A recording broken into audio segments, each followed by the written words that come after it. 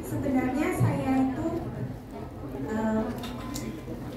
ada keahlian kerja dari sebelum menikah sampai saat ini umur 42 selalu gagal gitu. Sebelum menikah gagal dalam apa? Kerja. Sebelum menikah saya tukang rias gitu, potong rambut gitu, nggak salon. Terus menikah buka toko gagal, salon gagal.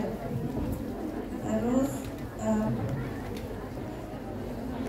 ke Hong Kong 4 tahun, pulang Indonesia buka usaha lagi gagal, pulang Indonesia 3 tahun, balik lagi ke Hong Kong bekerja lagi gagal. Ya sebenarnya sih kemarin setelah pulang dari Hong Kong saya buka bikin kue tar itu usahanya, terus jualan kopi, warung gitu gagal. Ngapain Mbak? Terus kesalahan saya itu apa Bu ya? Apa saya kurang bersyukur gitu. Terus ini saya pengennya kerja yang terakhir ini saya memiliki lahan, pengennya buka kos-kosan gitu. Dan sementara rumah saya bocor gitu. Saya pengennya bikin rumah dulu atau bikin usaha gitu. Terima kasih. Udah sebentar. Untuk waktu jadi tukang rias gagalnya karena nggak ada yang beriak. Bukan, karena nggak ada modal. Cita-cita. Baik. Kuitarnya gagalnya jualan kuitar kenapa nggak ada yang beli? Enggak, karena corona. Oh jujur. Terus modalnya juga habis. Sekarang jujur, gaya hidupmu bagaimana waktu di rumah? Biasa. Masa tabungan nggak ada dari Hong Kong? Enggak ada. Kebetulan saya menikah 2 kali. Terus suami yang pertama itu menghabiskan. Terus ini memulai dengan suami yang kedua. Terus tinggal di sini? Belum. Jangan. Jangan sini.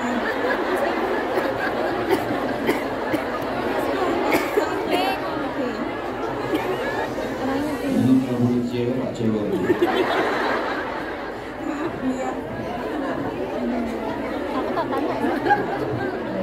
Terus suamimu soleh suami? Soalnya sekarang baik ya? Allah ya. Baik. Subhanallah. Baik. Terima kasih.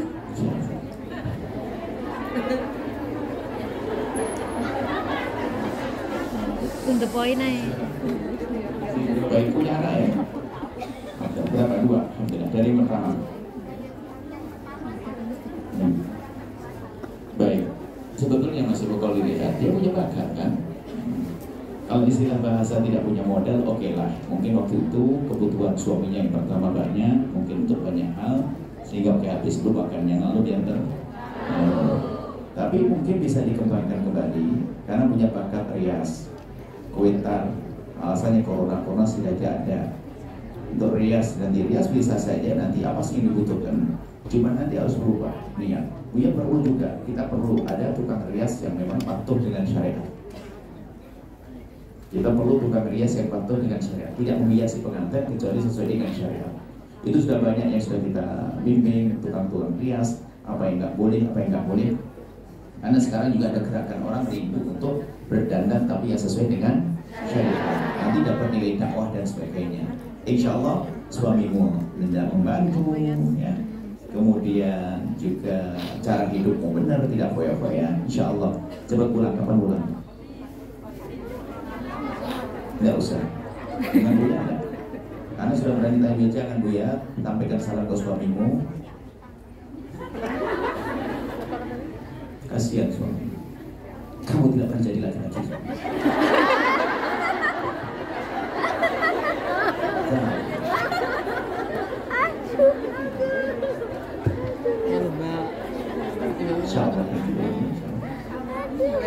Untuk utang bismillahirrahmanirrahim. Suamimu insya Allah baik sahabat suami.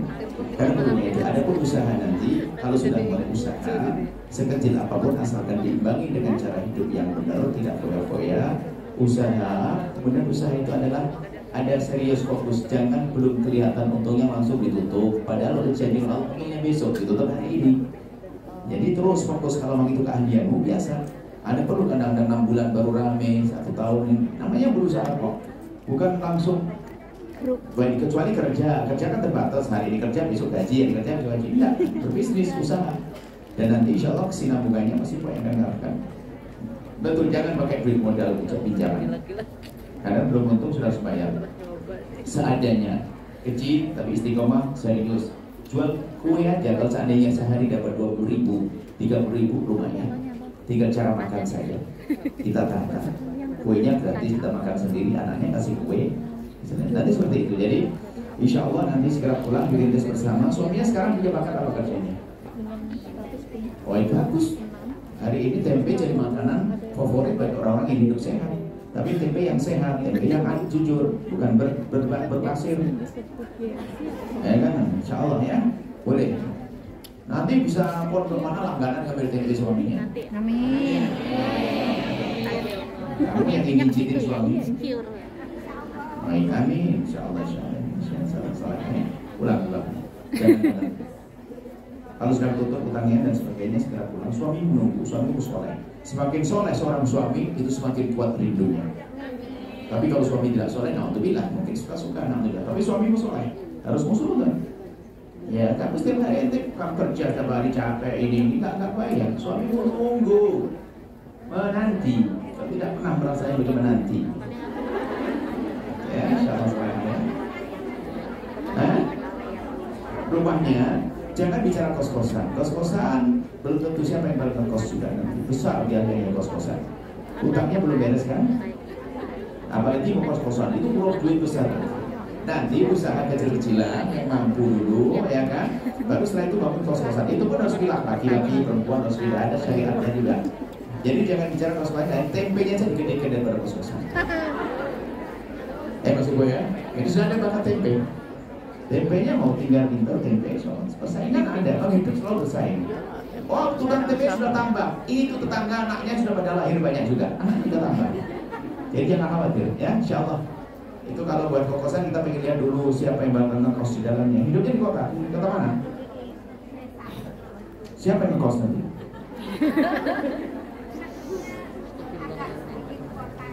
Ya harus kita pertimbangkan, ada yang bakal datang atau tidak dan seterusnya. Ya, buat ngedekan bisnisnya dulu, baru nanti kalau ada rezeki pindah kosan. Kalau sifatnya properti yang yang bakal kayak tanah bakal kejual lagi, ada apa-apa, nabungnya di situ. Oh tanah bisa tabung beli, oke. Bangunan mungkin buat anak kita nanti, oke lah. Sambil ditunggu, sambil nunggu dijual atau sambil nunggu pakai anak kita disewain, ya sasar gitu. Tapi kalau sengaja buat kos-kosan nanti giliran tidak ada yang kos, bingung ini mau dipakai apa? Rumah nggak pantas kali gitu. Ya? Dekat sekolah, dilihat dulu, dimatangkan dulu. Ya? Tapi di sini juga sudah ada yang banyak, dimatangkan. Yang penting cepat pulang, ketemu suami. Masya Allah. Dia pengen tanya, berapa sih harganya indah satu saat dengan suami? Nggak ada nilainya, nggak ada ternilai. Masya Allah, lalu kenapa ditinggalkan indah? Paling ada punya anak, ya. Terima kasih kepada Buya atas jawabannya. Semoga ibunya jadi pengusaha tempe yang sukses.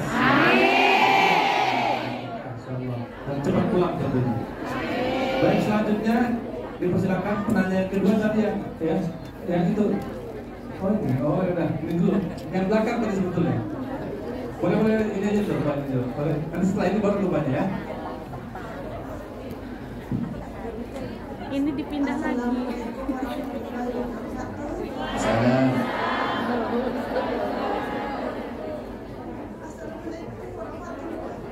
Salam. Assalamualaikum. Yang lain mau tenang ya, yang lain yang tenang.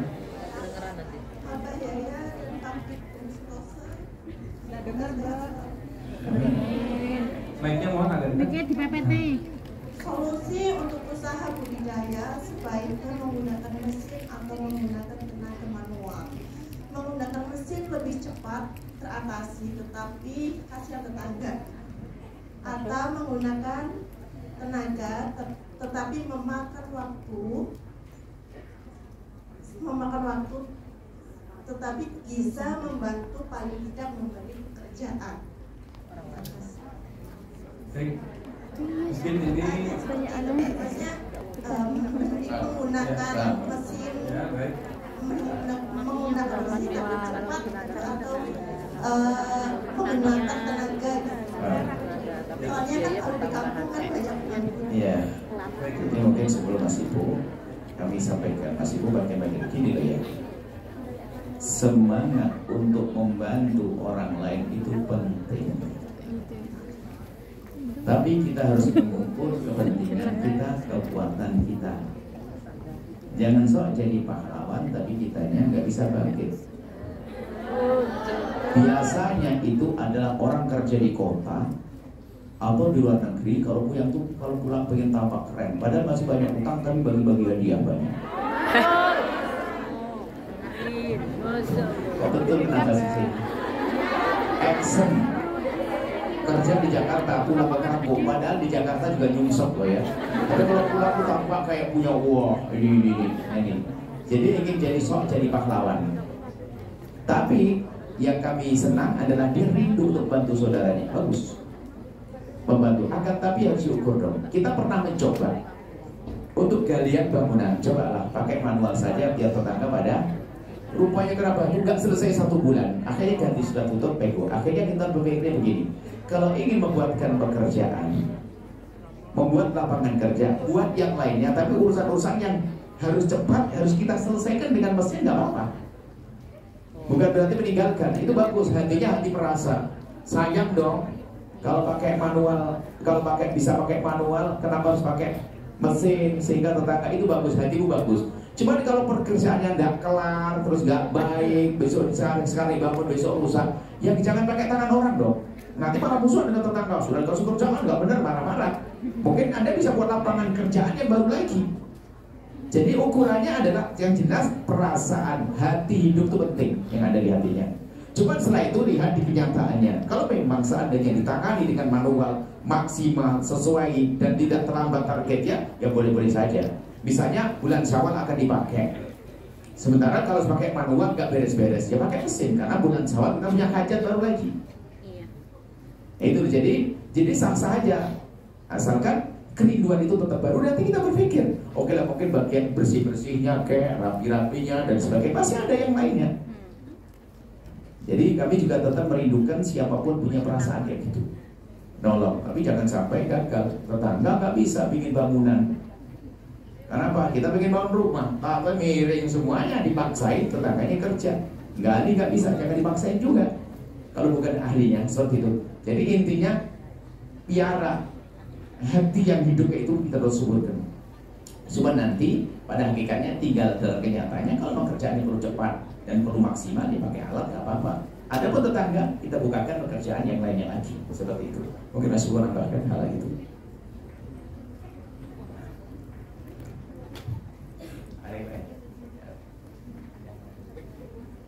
Assalamualaikum warahmatullahi wabarakatuh.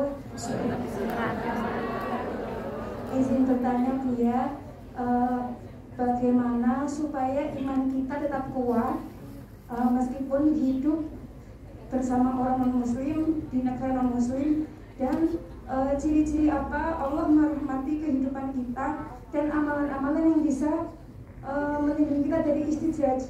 Terima kasih. Wassalamualaikum warahmatullahi wabarakatuh. Tanda orang di dicintai oleh Allah itu adalah lihat pada dirimu sendiri, yaitu biarpun kita di lingkungan tidak baik, ternyata kita masih terjaga. Buya khusnudon, kalian termasuk golongan itu.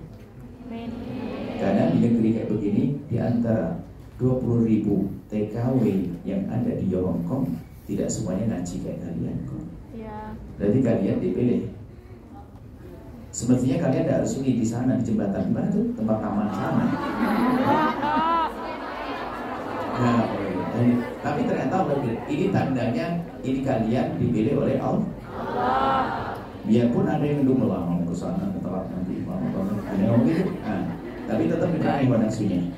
Ini termasuk, mohon maaf jika ada di antara kalian di sebuah keluarga yang subhanallah mungkin kurang baik, tapi Anda masih menjaga kehormatan, sisi aurat, sisi ini tetap jaga, berarti kalian termasuk orang yang takwanya kuat. Jadi dalam keadaan apapun. Nah, kalau ada orang menjaga tradisi kebaikan, akhlak, puasa, tahajud, tutup aurat di lingkungan pondok, biasa memang pondok begitu kan. Tapi kalian di lingkungan begini masih menjaga, itu baru istimewa benar. Diuji kalian. Maka tolong tetap kalian menutup aurat di rumah bosmu. Kalau itu ada laki-lakinya, ya. Kalau perempuan dengan perempuan tentu berbeda. Tapi tutup, menutup aurat karena Allah itu iman kuat. Dan menghindar berduaan dengan laki-laki bosmu dan seterusnya dan sebagainya. Berusaha itu menunjukkan ada iman di dalam hatimu. Na'udzubillah, subhanallah. Suatu ketika Buya itu jalan di sebuah tempat. Kami kira orang itu adalah orang negeri situ. Iya. Kita ngomong Jawa. Nggak ngomong Jawa dia. Kau timbang, rupanya satu kota dengan kita. Kita nggak nyadar bajunya sudah baju orang situ.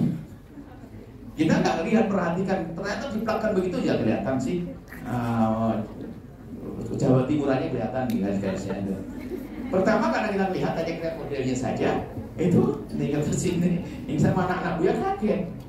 Ternyata maksudnya rupanya dia masih punya iman sebetulnya. Cuman karena dari sisi pergaulannya tadi apa? Gampang ke bawah, nggak boleh ke bawah-bawah seharusnya. Kalian harus kuat, biarpun di rumah seperti itu. Oke, saya tetap tahajud, gua akan jalan, sholat 5 waktu, kemudian menutup auratku dan seterusnya. Itu tanda iman takwamu semakin kuat, semakin tambah. Sederhana rumusnya.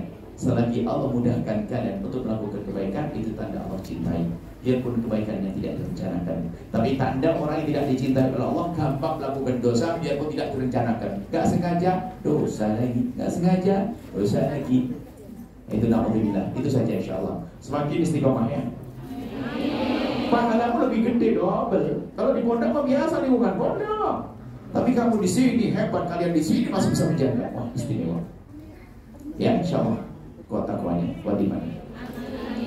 Baik, selanjutnya mungkin beralih ke pertanyaan tertulis dulu Bu ya. Ya, ada yang bertanya.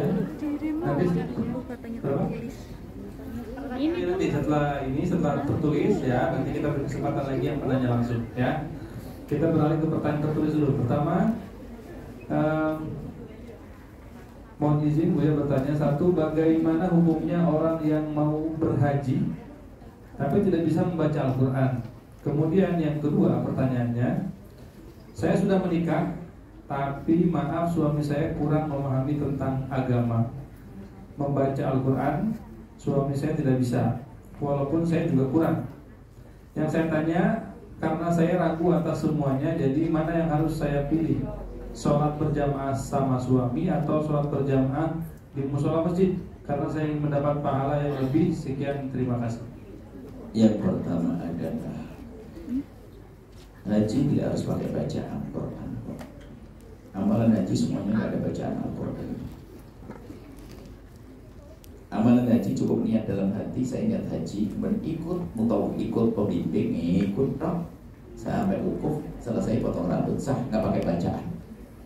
Yang penting Bacaan adalah doa-doa kesunahan. Makanya ibadah haji adalah ibadah badannya yang murni, nggak ada bacaannya sama sekali. Bacaan labbaik Allahumma labbaik itu sunnah, semuanya tambahan. Jadi nggak bisa bacaan pun. Sini.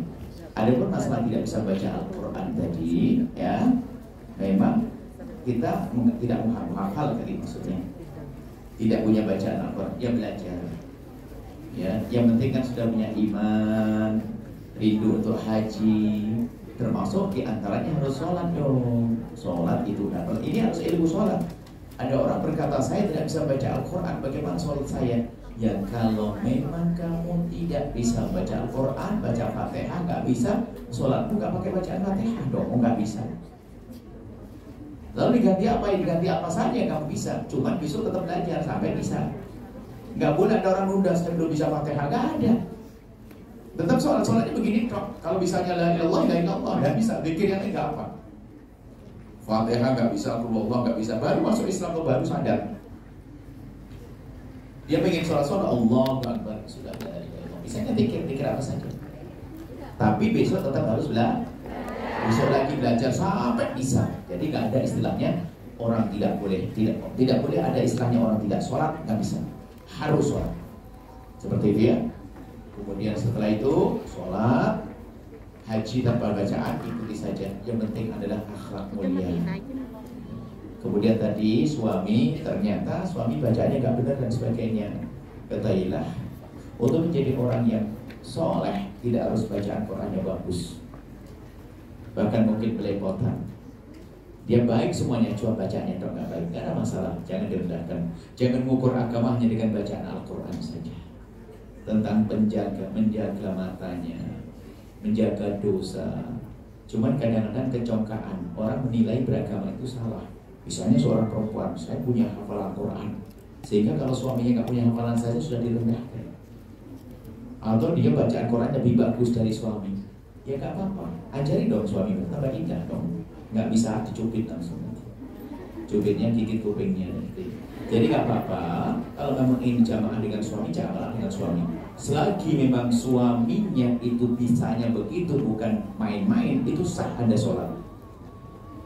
Cuman indahnya tadi begini, jangan suami diikat selalu tidak pernah ke masjid. Adapun anda kalau memang ke masjid dengan suami Anda, oke, bagus, berangkat dengan suami Anda. Tapi kalau Anda marah tadi gara-gara suami nggak bisa ke masjid, suami tinggal, itu nggak benar. Nah ya, jadi nggak apa-apa kalau suamimu ternyata bacaannya masih belepotan, dia soleh kok.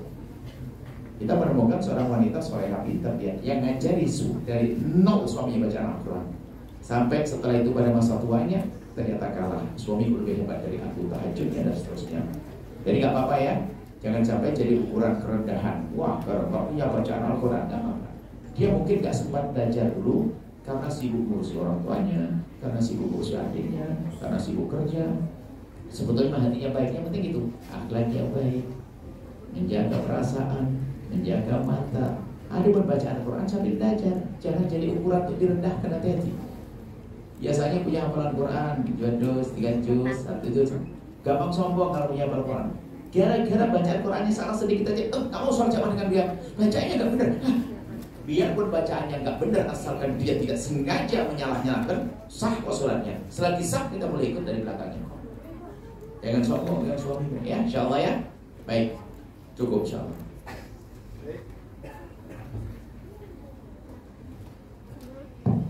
Beralih ke pertanyaan tertulis berikutnya, Bu ya.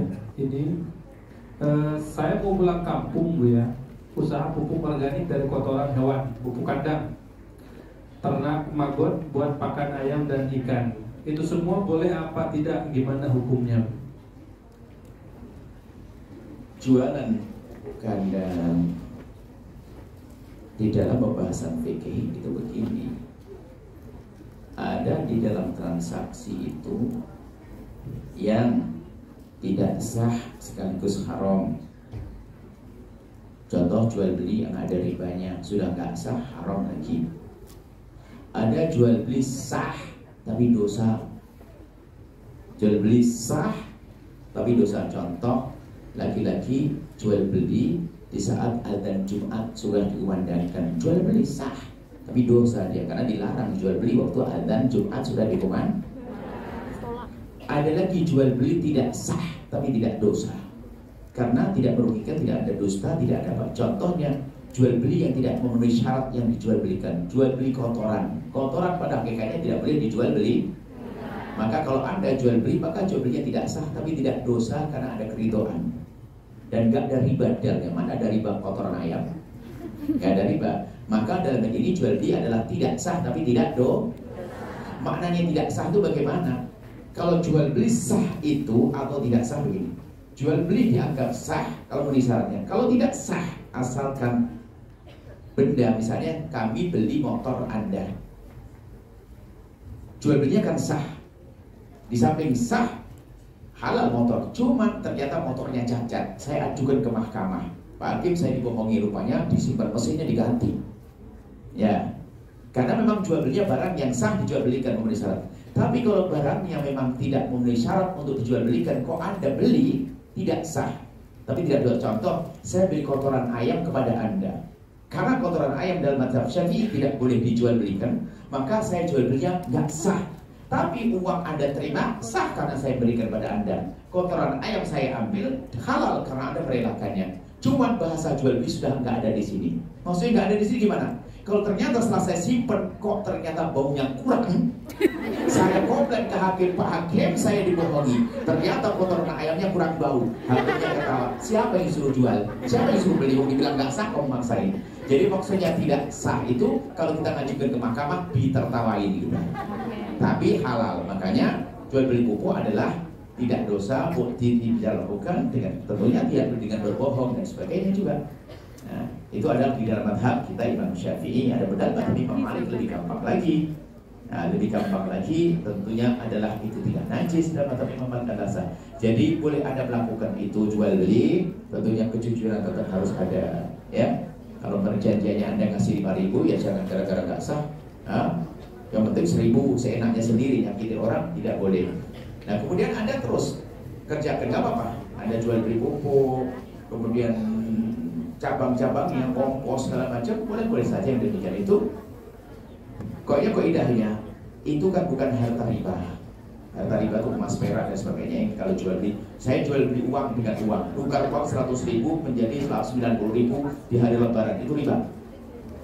Ada perbedaan, jadi pun sama-sama diuntungkan. Tapi kalau kotoran ayam nggak ada ribanya. Maka dari itu tidak sah secara hukum fikih Islam dalam terhad Malik Syafi'i, tapi Anda tidak dosa. Itu sudah selagi tidak dosa ya. Rizkinya rezeki halal, rizkinya boleh dimakan dan seterusnya seperti itu. Dan dikembangkan yang maksimal untuk menjadi sukses. Baik, itu saja. Baik, terima kasih. Demikian untuk penanya tadi terkait usaha pupuk ya. Berikutnya kita berikan kesempatan kembali jika penanya langsung dari sebelah Sini loh, sini. Ini yang awal. Ini yang tadi, Pak. Ada kontrol. Ini yang tadi. Aku belum Bagaimana hukumnya memuaskan suami secara online?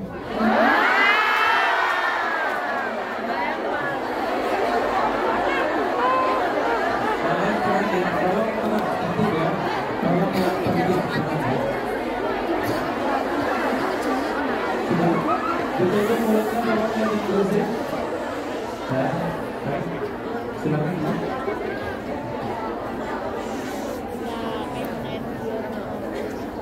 Jadi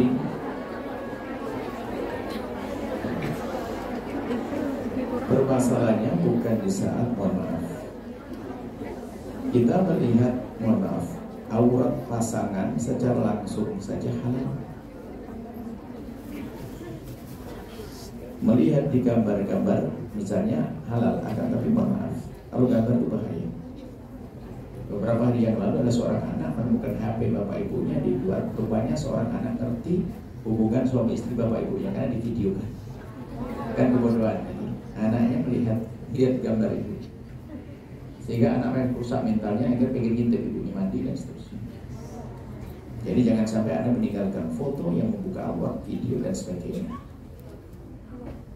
Apalagi mohon maaf, tak tahu video call di share sama pasangannya, atau dia tertinggal di mana. Nah, sekarang bermasalahnya bukan di saat kita melihat aurat pasangan. Selagi itu pasangan kita adalah sah kita melihat auratnya. Akan tapi yang menjadi masalah di saat bangkit syahwat, gimana cara menyelesaikannya?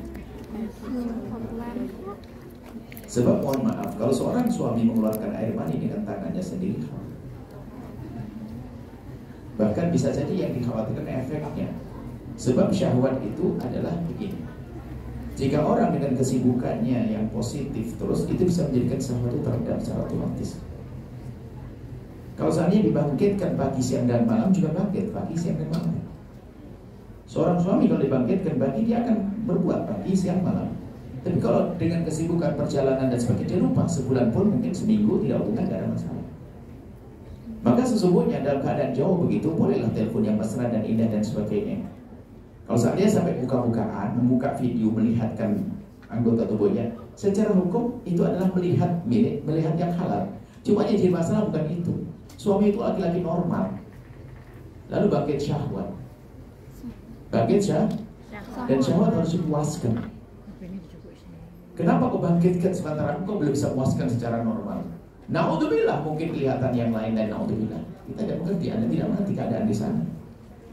Akan tapi sah kalau melihat saja sah. Cuma yang dipermasalahkan adalah akibatnya setelah itu. Sampai mohon maaf akhirnya mungkin dia cari kepuasan dengan tangannya sendiri dan sebagainya. Karena dia masih punya iman daripada perempuan yang lain dengan tangan sendiri. Mungkin perlu dia ada perusahaan tidak segede zina. Akhirnya ngenteng. Sehingga mungkin hobinya seperti itu, ingin bangkitkan syahwat, mungkin bisa setiap hari. Karena terpesona dengan Anda menarik bagi dia, sehingga pengen lihat dia melampiaskan. Kita biasa dengan mohon maaf melampiaskan dengan tangannya sendiri, dan termasuk efeknya juga. Suatu ketika di saat bertemu pun ternyata dia lebih menikmati dengan tangannya daripada dengan pasangannya. Karena mungkin kalau dengan pasangannya tidak bisa praktis, kalau dengan tangannya praktis dan sebagainya, sehingga menjadi terlatih dia di saat di perjalanan. Kalau bangkit syahwat dia selesaikan dengan tangannya. Dan itu adalah ini pengakuan sebagai laki-laki betul juga begitu. Karena apa? Karena syahwat saya sudah terbangkit, saya mohon maaf, saat melihat milik istri saya secara langsung itu beda. Di saat di video kok terasa berbeda-beda. Ini kok, sehingga membangkit syahwat, khayalan saya kembang. Sehingga saya bangkit syahwat, sampai ada yang difoto, disimpan fotonya dan sebagainya. Sehingga di saat bangkit, mungkin di saat sudah di offline, dia lihat foto istrinya, gambar bangkit syahwat, dia melampiaskan sedikit. Akhirnya biasa dengan diri. Kemudian berkembang satu apa? Pengen mencoba-coba melihat yang lainnya, gambar-gambar milik orang lain dan seterusnya, ya akhirnya apa? Bagusan ini daripada milik istriku. Itu kenyataan sebagian pengakuan mereka. Maka yang paling indah adalah tetap menjaga, ya bercita-citalah untuk segera pulang. Sudah pertanyaannya dengan kalimat indah, bicara tentang urusan anak-anak, minta nasihat, mesra, abang aku rindu dan sebagainya. Sudah, kalau syahwat itu kan adalah semakin dibangkitkan semakin tumbuh lagi. Selagi Anda tidak mampu memuaskan secara langsung, Anda jangan mancing-mancing urusan syahwat. Anda di sini, dia di sana. Ya dia alhamdulillah orang soleh, nggak akan terjadi apa-apa. Kalau dia tidak soleh, naudzubillah. Nah, seperti itu ya. Jadi kalau bicara tentang melihatnya saja adalah nggak ada masalah. Memang itu pasangannya. Yang jadi masalah adalah akibatnya setelah bangkit syahwat apa kira-kira? Itu harus kita perhatikan. Orang bangkit syahwat itu mudah ditepis dengan wudhu dan sholat atau apa. Bangkit syahwat. Kalau syahwatnya syahwat yang datang sendiri. Tapi kalau syahwatnya syahwat diundang, mau diusir gimana? Mau dia ngintip-ngintip gambar, lihat-lihat, mau diundang, mau diusir, nggak bisa datang lagi. Jadi syahwat itu jadi orang tuh dengan kebiasaan, dengan kesibukan, ini akan lupa itu semuanya. Maka lebih baik suami Anda ajar untuk tenang jiwanya dengan mendidik anak, dengan zikir, kumpul dengan ulama, kesibukan semacam itu. Jangan dipancing-pancing urusan syahwat selagi Anda tidak bisa memenuhinya. Khawatir apa? Terbiasaan bangkit syahwat setiap saat, sementara dia belum punya pelampiasan yang halal. Yang halal jauh. Ya seperti itu ya. Nah, hati-hati dalam hal yang demikian ini. Kalaupun Anda pernah dengar fatwa para ulama, katanya sih masa ada boleh kita hubungan suami istri dengan cara membangkitkan syahwat dengan cara nonton film kotor. Itu paling bahaya di fatwa. Sehingga suamimu bangkit syahwat bukan karena dirimu, tapi karena gambar. Dan itu sebetulnya akan menjadikan hayalannya adalah uang di sana yang dicari di alam hayal, sehingga memperendahkan itu suami istri kayak begitu. Tidak seperti yang aku lihat, akhirnya terendahkan. Tapi orang yang hebat beriman lihat ghadul basar, selagi bukan yang halal tidak boleh lihat, dia pun digambar, maka dengan pasangannya akan semakin indah, semakin indah, semakin indah. Itulah pendidikan Islam. Dan kalian pun bisa pribadi merasa kok, di saat Anda dengan kesibukan dan sebagainya, Anda ada pikir tentang syahwat. Tapi di saat Anda terus hari ini pagi bicara syahwat, besok juga video callan syahwat, besok lagi syahwat, terus makin tidak ada ujung-ujungnya. Dan memang begitu namanya syahwat. Akan tapi hidup kita tidak ngurusi syahwat. Dan bukan untuk membangkitkan syahwat, akan tapi pernikahan diadakan adalah jika ada syahwat kita punya penyaluran yang halal. Bukan hidup kita hidup syahwat, minum jamu-jamu, obat segala macam. Hidupnya mencari syahwat, bukan mencari syahwat. Ya, insya Allah seperti itu. Hati-hati untuk orang demikian itu, termasuk gambar-gambar tidak diperkenankan. Kalian jangan biasa melihat. Kalian kalau melihat merugikan dirimu. Contoh, biasa melihat, mohon maaf, sudah punya suami, melihat gambar laki-laki perkasa, model begini dan sebagainya, itu yang runtuh mentalmu. Sehingga apa? Suami cuma begitu. Bahaya sekali. Sehingga apa? Dia nggak rindu lagi. Kalau bukan suami istri pun dia mencari yang dihayalannya, tidak ingat. Makanya para psikolog pun mengatakan mentalnya yang rusak, otaknya, kepalanya manusia, otaknya adalah syaitan. Sehingga dia tidak akan puas dengan pasangannya, selalu mencari yang tidak ada. Seandainya, sampai mohon maaf kalau sudah mentalnya rusak, lihat, gak pandang. Setiap lihat perempuan baru, dia ada terlintas, mungkin ada yang unik baginya, ada sisi lain. Mungkin dia hitam, putih, dia pengen macam-macam, sampai syahwat kepada ibunya, syahwat kepada anaknya, gara-gara tontonan. Baik, terima kasih kepada Buya atas jawabannya. Selanjutnya pertanyaan kedua. Nah ini banyak soal ya, silakan. Satu pertanyaan aja. Assalamualaikum warahmatullahi wabarakatuh, Buya. Izin mau bertanya, Buya. Ini ibuku kan menyuruh saya pulang dan menikah.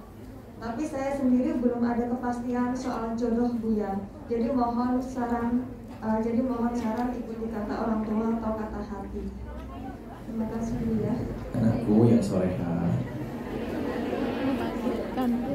Terwakilkan. Baik. Terwakilkan. Bangun cinta di atas pernikahan.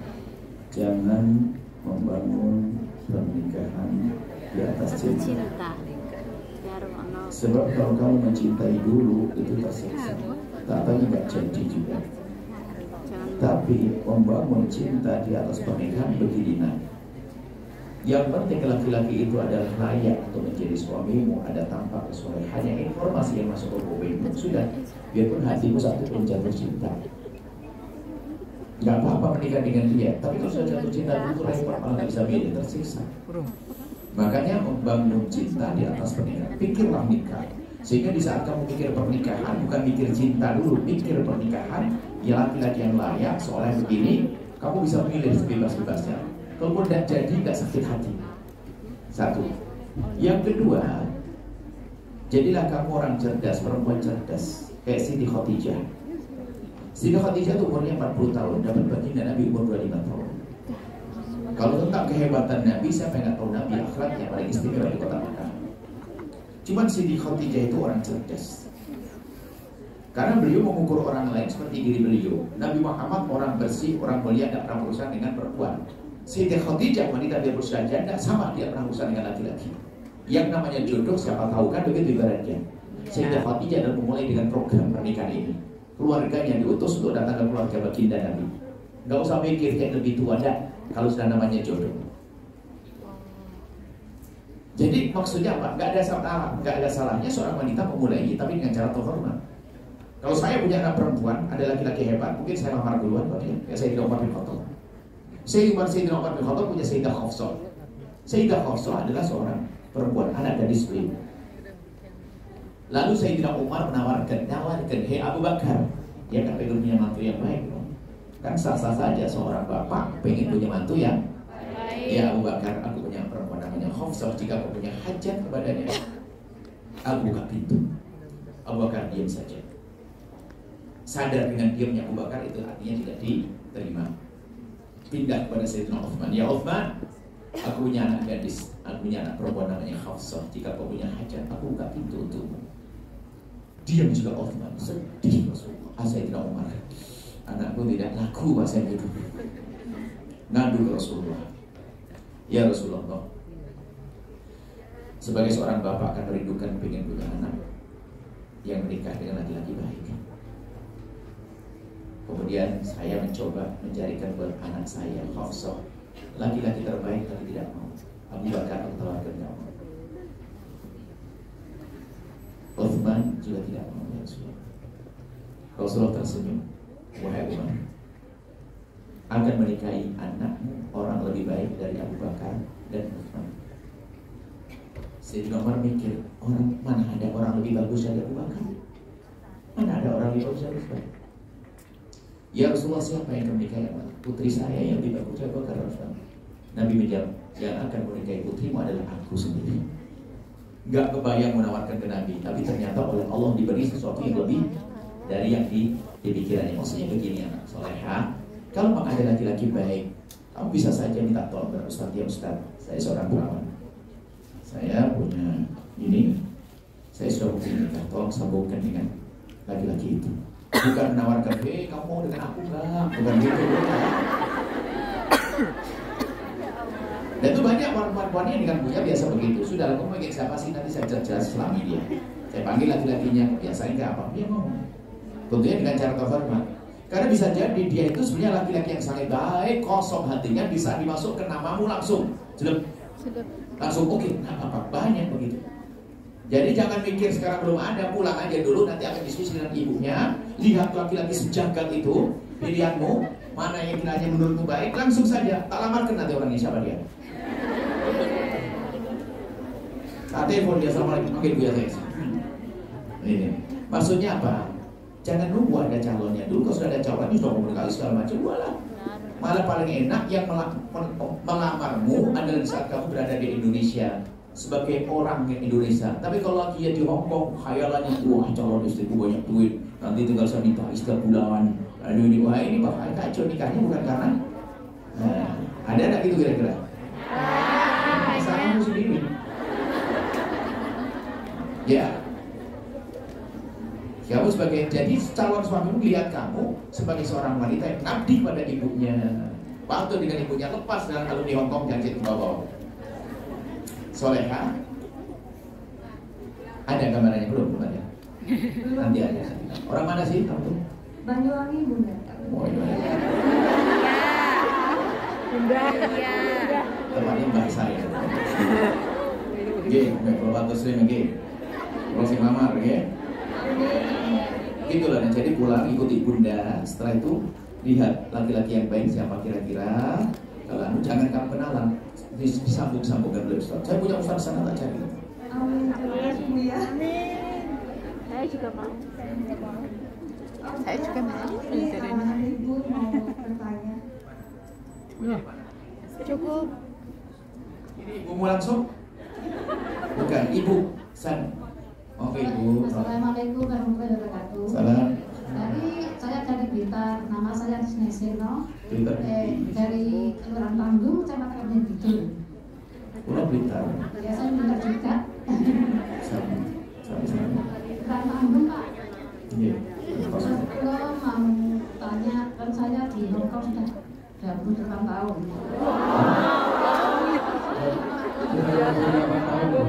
Sudah 28 tahun di Hong Kong. Pertanyaannya? Ya, saya kan di sini 6 tahun. Masih tahu kan? Suami di mana ibu? Sudah janda dulu, janda. Janda. Anak di mana? Juga. Anak? Anak juga, yang satu di sini, yang satunya di Indonesia. Yang satu di rumah. Iya. Sudah kerja? Sudah semua. Yang Kerja apa sekarang? Yang di rumah di kelurahan. Di kelurahan, kelurahan. Yang satunya di sini. Sini kerja ikut ibu? Enggak, kan kerja di majikan yang lain. Kerja di Majikan yang lain. Iya. Baik. Terus saya mau tanya, saya kan di sini 6 tahun itu majikan tahu kan agama Islam nggak dia makan babi gitu. Mana? Nggak dia makan babi, itu dia majikan tahu. Nggak makan babi. Nah, tapi setelah itu majikan ini majikan banyak itu makan babi. Saya ya makan sedikit lah.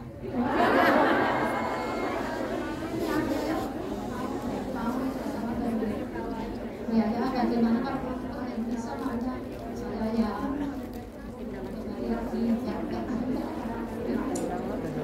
Ibu yang Insya Allah anak yang di rumah segera mapan, anak yang di sini segera dapat pasangan. Ibu nggak usah lagi di sini, pulang di rumah nanti enak. Sudah mulai ditata. Hah? Lagi semua? Bukan? Ya sudah, pulang anaknya soleh di rumah insya Allah. Terus malam itu apa doa dulu Pak? Pak ya. Insya Allah didoain ibu, tapi kalau didoain ibu jangan makan babi lagi. Untuk saya tanggal 15 itu ke Jakarta itu lomba baca Al-Quran. Siapa itu?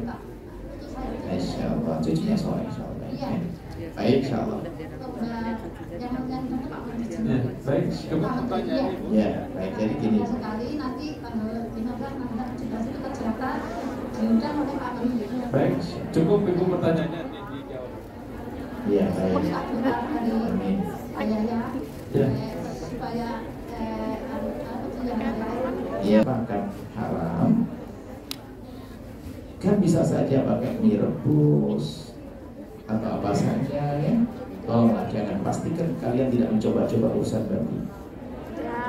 Kalau ternyata majikan makan babi, urusan dia, babi tidak haram kok bagi dia. Tapi kita sebagai seorang muslim, karena keharaman itu kalau masuk ke mulut kita menjadi kita lemah ibadah, takut meropos iman.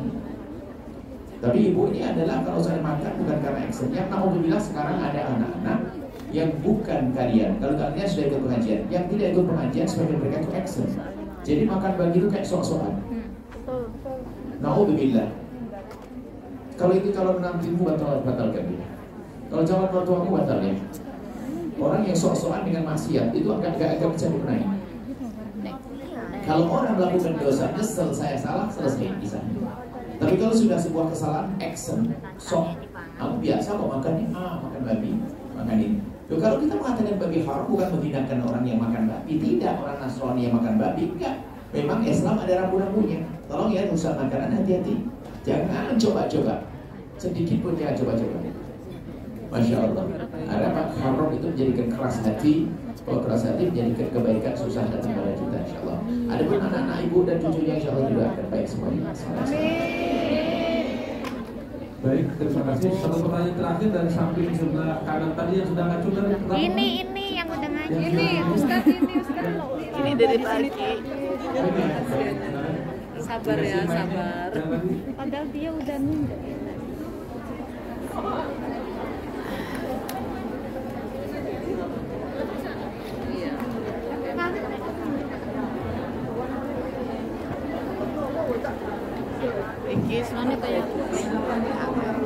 Mana kayak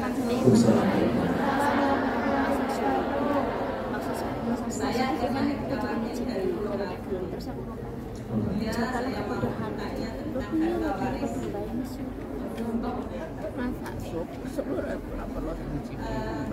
nenek saya sudah meninggal 3 tahun yang lalu dan mempunyai 3 anak. Kamu memberi solusi jangan Keempat anaknya sudah meninggal semua. Dan ibu saya anak yang pertama. Ibu saya baru 7 hari meninggal. Dan anaknya nenek 4. Meninggalnya anaknya nenek duluan mana dengan nenek? Duluan nenek. Yang ketiga duluan anaknya. Yang ketiga meninggal dulu, oke. Karena meninggal dulu tak usah dibahas. Yang Sekarang terakhir ibu saya. setelah nenek ya kan. Terus Nenek saya 1000 hari, ibu saya meninggal. Allah yarhamkallah. Nah, pertanyaan saya, nenek saya meninggalkan harta dan harta nenek saya itu dikatakan sertifikatnya itu saya yang diamanahkan. Pertanyaan saya itu harta peninggalan nenek saya itu apakah harus dibagi berempat atau bagaimana? berempat enggak. Ya baik, saya lihat dulu. Terima kasih. Assalamualaikum warahmatullahi Assalamualaikum wabarakatuh. warahmatullahi wabarakatuh. Jadi gini, orang yang meninggal dulu tidak mendapatkan warisan, tapi malah diwaris. Semoga banyak umur semua. Contoh, Ibunda saya sudah wafat. Saya mewarisi harta beliau. Kalau seandainya saya meninggal duluan, ibu saya mendapatkan warisan harta saya. Begitu dong, karena saya meninggal dunia. Kan dalam urusan waris kan ayah mendapatkan bagian, ibu mendapatkan bagian. Jadi nenek itu mendapatkan warisan dari anaknya yang 3 yang telah meninggal. 3 anaknya meninggal dunia, ninggalin apa? Kalau meninggalin sesuatu, nenek itu berarti kan ibu, om, seorang ibu. Ibu mendapatkan bagian warisan. Dilihat nanti kalau punya anak laki-laki atau tidak. Jadi yang meninggal diwarisi bukan warisi. Maka di saat nenek meninggal dunia, yang meninggal gak ada pedong karena mati duluan. Yang tersisa tinggal ibundamu. Nah, tinggal kita perlu lihat ibundamu jelas pewaris yang pasti karena adalah anak kandung dari bayi ibundamu. Cuman apakah ibunda masih punya saudara? Kemudian anak yang meninggal duluan laki atau perempuan? Punya anak? Belum nikah semuanya. Belum nikah. Cuma punya anak. Masih ada anaknya. Cuman kemudian nenek punya saudara? Masih hidup. Duluan mana dengan nenek? Jadi nanti itu masuk juga itu nanti karena itu saudara nenek. Jadi yang mewarisi nanti adalah karena nenek punya saudara, berarti saudara nenek dapat bagian. Beda. Kan meninggalnya saudaranya nenek kan setelah nenek yang 2 itu. Yang 2 itulah yang mendapatkan warisan dari nenek. Laki atau perempuan duanya? Oh, enggak.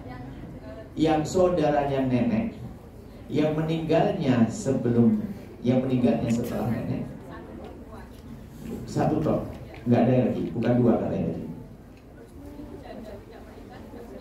Oh baik. Jadi berarti yang mewarisi adalah saudarinya nenek ada, kemudian anak perempuannya ibunda Anda juga mendapatkannya. Nenek nggak punya suami kan? Nah, ini perlu dilacak. Jangan sampai yang seharusnya mendapatkan warisan lalu tidak diberi waris. Memang anaknya nenek teramat dekat karena anak.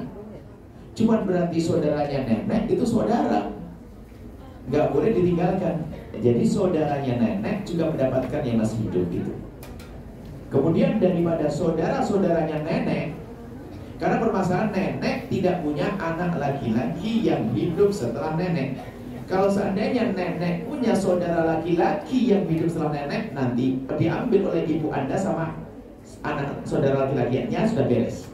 Cuman karena nenek tidak punya anak laki-laki, berarti itu nanti banyak yang boleh menerima, termasuk nanti saudaranya nenek. Nah, saudaranya nenek, kalau sudah nggak ada yang lagi, anak saudaranya nenek. Jadi tolong hati-hati jangan langsung diambil oleh Anda. Harta waris adalah harta yang penuh berkah kalau diambil dengan cara yang benar, tapi ternyata itu menjadikan permusuhan kalau diambil dengan cara yang tidak baik. Hati-hati, jangan sampai ada di antara kita mengambil sedikit pun dari milik saudaranya. Dan ini wasiat untuk semuanya, pesan untuk semuanya. Kalau ada pembagian waris, tolong Anda yang paling lembut hati, jangan mengangkat suara. Sebab kalau urusan waris yang gede syaitannya, iblisnya. Sehingga yang rebutan waris bukan orang kaya saja, orang melarat, rebutan tikar robek sama meja patah kaki. Yang penting masuk neraka. Rebutan waris bukan saja orang bodoh, orang alim pun rebutan waris. Kiai meninggal dunia, punya anak 2 ustadz muda, rebutan kantin pondok. Naudzubillah, jadi waris itu naudzubillah. Makanya rebutan waris itulah ahli neraka berjalan di atas bumi. Dan Anda jangan masuk bagian semacam itu. Kembalikan ulama, nanti didata semuanya masih ada siapa, dan itu mendapatkan bagiannya. Dan memang Anda sangat, ibunda Anda sangat berhak mendapatkannya. Akan tapi Anda punya saudara berapa? Apalagi ada saudara. Jadi peninggalan ibundanya dibagi dengan saudaranya juga. Jadi nonton nanti kalau memang benar-benar real dia seperti apa yang masih ada. Jadi yang jelas saudaranya nenek mendapatkannya. Anak saudara nenek kalau sudah nggak pada anak mendapatkannya. Saudara Anda mendapatkannya. Saudara Anda mendapatkan dari ibu Anda. Karena ibu Anda mendapatkan dari nenek Anda. Seperti itu ya. Tolong ditulis yang rapi supaya tidak ada yang salah. Intinya nasihatnya satu, jangan gampang mengambil harta waris kecuali dengan cara yang benar sesuai dengan syariat. Baik, terakhir pertanyaan terakhir, Bu ya, singkat pertanyaan tertulis yaitu